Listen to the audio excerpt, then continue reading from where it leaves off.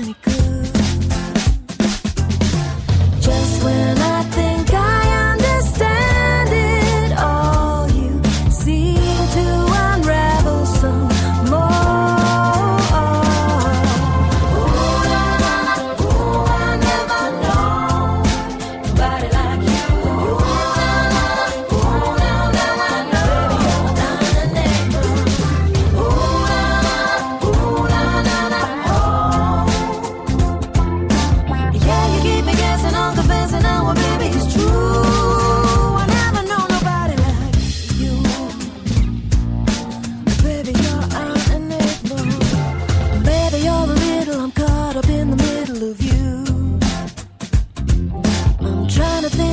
But I can't seem to figure it through.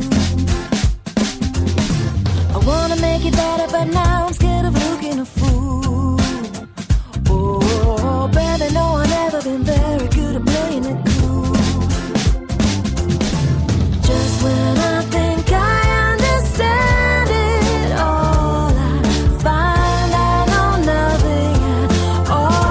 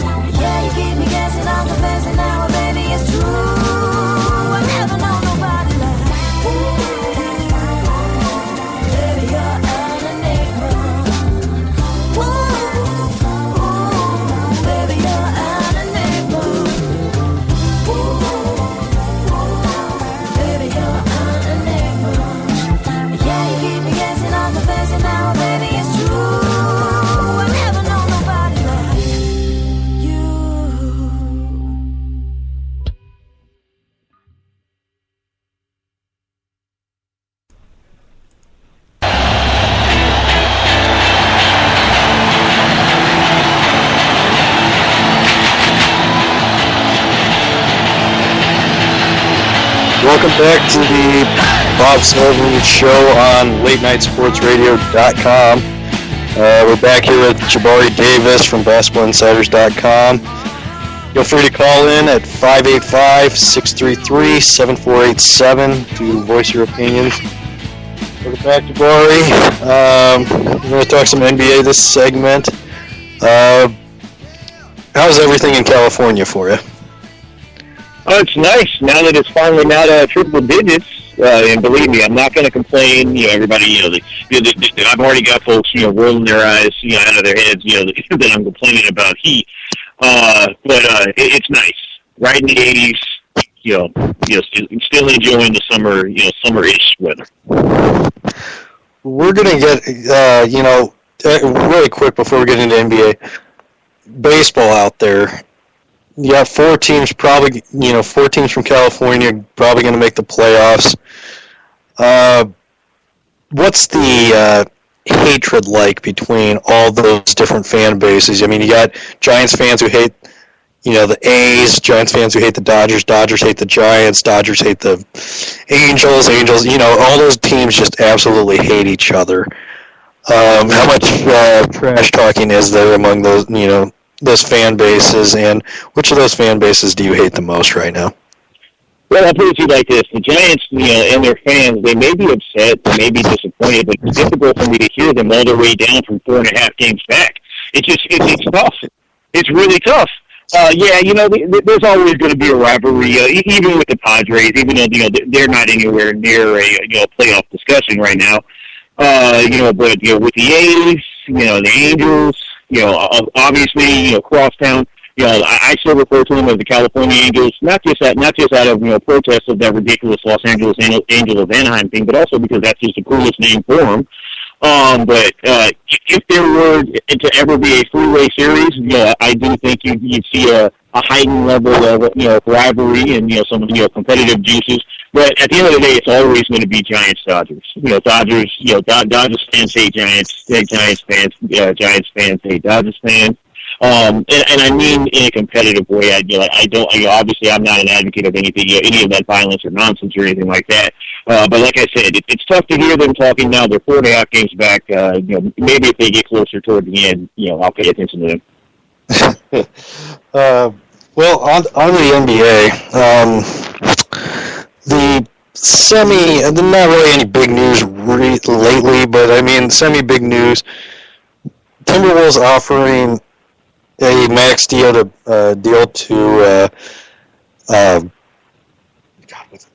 Bledsoe, Eric Bledsoe. What's your take on that offer? Is this this whole same old with the Wolves overpaying for somebody, or is this a good move in your opinion? Well, I think if they're able to get a deal done, for one, they have to shed some salary. I think they're up around $71 million in terms of of what they already have on the books for this upcoming season. So while they can add talent, they couldn't technically just straight out offer an opposing team's restricted free agent a max contract. So they're going to have to either, like I said, shed a significant amount of salary, or work out either a direct sign and trade with the Suns, which I've heard might be difficult because the report that I saw said that the Suns weren't necessarily interested in much of what they were would have to offer. Or find a way to get a third team involved. But if this does take place, I can actually make sense of it. Look, at the end of the day, they've had Ricky Rubio around the team for an extended period of time now. They know what he can do. When the question is out there that whether you're going to max him out next summer, or give a guy like Eric Bledsoe a max contract, I can actually see why they would go in that direction. Now, that's not to say that if they're able to complete this deal, that just means automatically Ricky Rubio is gone. But I would say having Eric Bledsoe in tow would make kind of make him expendable. If they determine that maxing him out wasn't in their best interest moving forward. And if you're Minnesota, you're going to have to overpay for players because at the end, when players have the option to go to a more desirable living place, they're going to choose there more often than not. What do you think? What's your take on what's the Suns thinking on this? I get, they were kind of dangling Goran Dragic out there for Hibbert at one point this offseason. And then there's the whole thing with Bledsoe where he said that he hadn't talked to people in the organization for like 4 or 5 months. Mm-hmm. It seems like, last year, it looked okay. They're going in the right direction. But it seems like there's kind of a disconnect with, the players, the front office. It kind of feels like this is kind of a ticking time bomb down there, especially if you keep Bledsoe. And it just seems like a disaster right now, waiting to happen down there. Well, I think you hit on the right point at the end when you said, especially if you keep Bledsoe, because while you could retain, you could just bring him back and have him play out the string, I guess, so to speak, or look to move him to a place that he agreed to, in the second half of the year. You wouldn't necessarily want that type of negative energy around the team. And I'm not saying that Eric Bledsoe is going to be a negative guy, but you would understandably be disappointed and a little bit jaded if you were him coming back, especially since you're going to now have to share the backcourt with, obviously, Goran, who's still going to be there, as well as the recently signed Isaiah Thomas. can Jeff Hornacek make that work? Yes, he could technically, of course. You can make, having too much of a really good thing is never a bad thing. Especially if you can, work the egos. But at the end, I think that they're going to, find a way to make that deal work. Find a way to make a deal work. I don't think you pay Isaiah Thomas $7.5 a year, to come off the bench. While you could do that, I don't think you would do that. And the Phoenix Suns have never, it certainly haven't showed that they're looking to pay backups, that type of money in the past. And I don't anticipate them doing that moving forward. But in terms of just quickly in terms of those rumors about Dragic, I don't know which side that came from. It would make sense to me if Indiana tried was the one that put that out there because they were looking to move Hibbert. It wouldn't necessarily have made the most sense to me for the for the Suns, especially coming off of the most improved player of the of the league. Award that he very deservedly won last season. It wouldn't really make sense to trade him, especially since he's got one of the best contracts out there at $7.5 per year. Well, yeah, I'm curious where that rumor came from too, and it's if Phoenix was dangling that, I mean, Dragic, he's peaking, he's starting to peak, his value couldn't be higher, and Hibbert's value couldn't be lower, especially with his contract. It's like, why would you trade somebody so high for somebody so low? Yeah, and the contracts, it's like, I just don't understand. I hope to God Phoenix wasn't, dangling that from their end out in public. And especially since Hibbert's making, if I'm not mistaken, $15 and $16 million over the next 2 years. Like, yeah, Phoenix would have to give more. Yeah, they're basically trading for less production and a worse contract. It seems like a Isaiah Thomas Knicks move, actually, is what it sounds like. Yeah, that's what I was saying. I don't think that was on Phoenix. I actually don't. Well, speaking of Indiana, looking at the Paul George injury and just watching the World Cup in general, what do you think we're going to see? Obviously the talk is, Coach K is pretty much going to get what he wants from here, until his time is up with USA Basketball. But, long term, what do you think the solution is for, superstars playing in, these World Cups, the Olympics?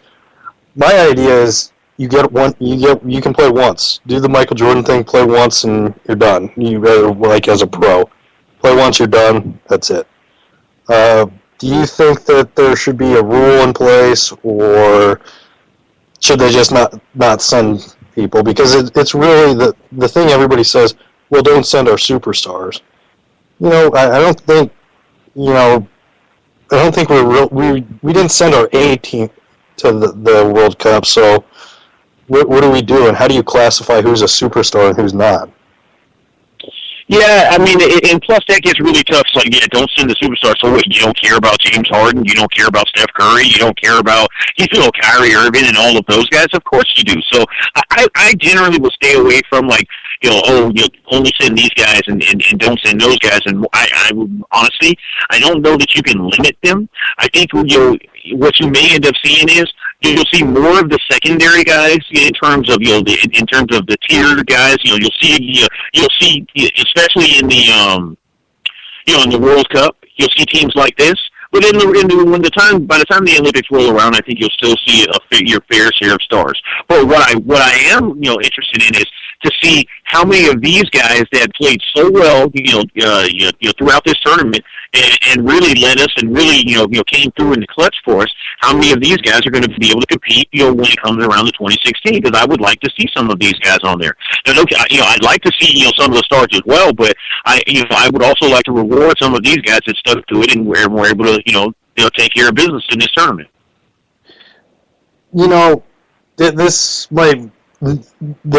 Indiana, they're not going to feel this way. But don't you almost kind of feel like the rest of the owners and the other 29 owners in the NBA kind of, once Paul George went down with that injury, they're like, oh, thank God. Now we have a reason. Now we have that one thing where we can point to, be like, see, this is why we don't want to send our stars. This is why we don't want to do that.